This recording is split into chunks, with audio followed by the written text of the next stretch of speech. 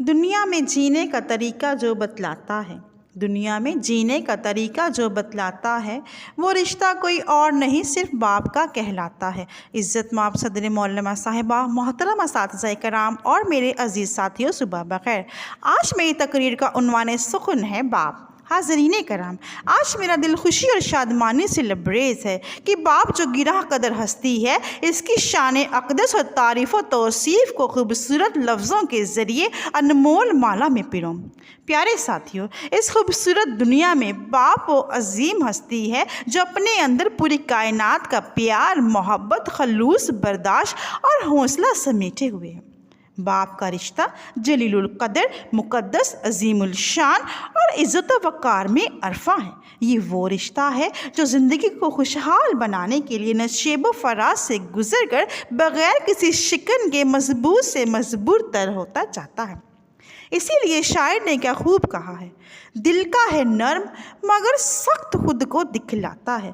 دل کا ہے نرم مگر سخت خود کو دکھلاتا ہے، زمانے کی ہر ٹھوکر سے لیکن مجھے بچاتا ہے۔ حاضرین باتمکین، ارض و سما میں جتنے بھی رشتے ہیں، ان کی خصوصیت نوعیت وقت کے لحاظ سے بدلتی رہتی ہے، لیکن واحد باپ کا رشتہ ہے جو ہمیشہ یکساں رہتا ہے۔ باپ بظاہر سخت لیکن اندر سے موم کی طرح نرم ہوتا ہے۔ باپ ایک ایسی کتاب ہے جس میں بہت سے تجربات تحریر ہوتے ہیں جو زندگی گزارنے کے لیے مدد و رہنمائی کرتے ہیں۔ باپ کا دست مبارک اگر بیٹے کے کندھوں پر ہو تو کمزور دل بیٹا بھی طاقتور بن جاتا ہے۔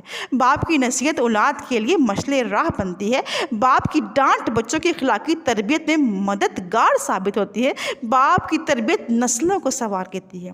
کلام مقدس میں امثال کی کتاب اس کا 22 باب اس کی 6 آیت میں لکھا ہے، لڑکے کی اس راہ میں تربیت کر جس پر اسے جانا ہے، وہ بوڑھا ہو کر بھی اس سے نہیں مڑے گا۔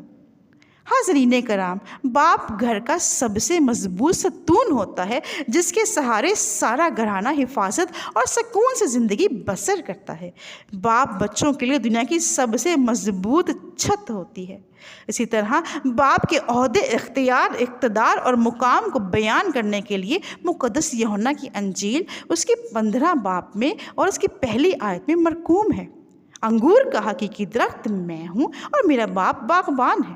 جی ہاں دوستو، دنیا کے سب سے بڑے معلم اور ہمارے نجات دہندہ نے باپ کے عہدے کو باغبان قرار دیا ہے۔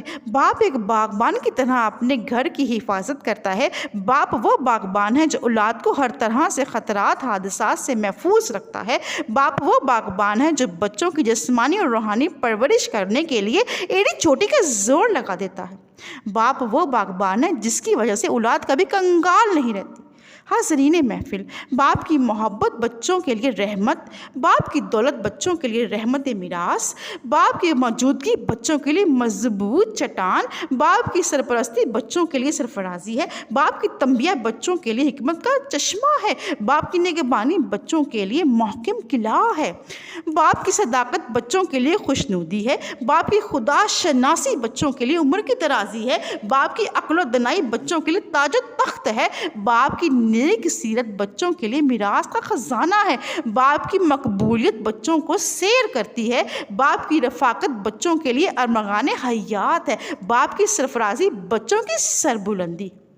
حاضرین باتمکین، بے شک باپ بے شمار خوبیوں کا منبع ہے، لیکن وہ اپنی اولاد کے لیے ایک ایسا بادشاہ ہے جو انہیں ہر طرح سے خوب سیر کرتا ہے۔ اسی لیے اس جلیل القدر شخصیت کی عظمت و احترام کو بیان کرنے کے لیے کلام مقدس میں مرقوم ہے، تو اپنے باپ اور اپنی ماں کی عزت کرنا تاکہ تیری عمر اس ملک میں جو خداوند تیرا خدا تجھے دیتا ہے دراز ہو۔ عزیز ساتھیوں، ہمارا اولین فرض ہے کہ ہم اپنے ماں باپ کی عزت اور احترام کریں، کیونکہ باپ کی عزت کرنا ہماری عمر کی درازی ہے، باپ کی خدمت کرنا برکتوں کی فراوانی ہے، باپ کی اطاعت کرنا حکمت کی بڑھوتری ہے، باپ کی رازداری رکھنا تاجوری کی برقراری ہے، باپ کی خیر و عافیت چاہنا اولاد کا قلبی سکون اور آسودگی ہے، کیونکہ کلام میں بیان ہے اپنے باپ کا جس سے تو پیدا ہوا شنوا ہو۔ آخر میں باپ کی شان میں بس یہی عرض کروں گی، باپ کی شفقت اور سکون راحت ہے، باپ کی شفقت سکون اور راحت ہے، باپ کی اطاعت سرمایہ حیات ہے، باپ کی تسلی شجاعت و فرات ہے، باپ کی محبت فکر نجات ہے۔ شکریہ۔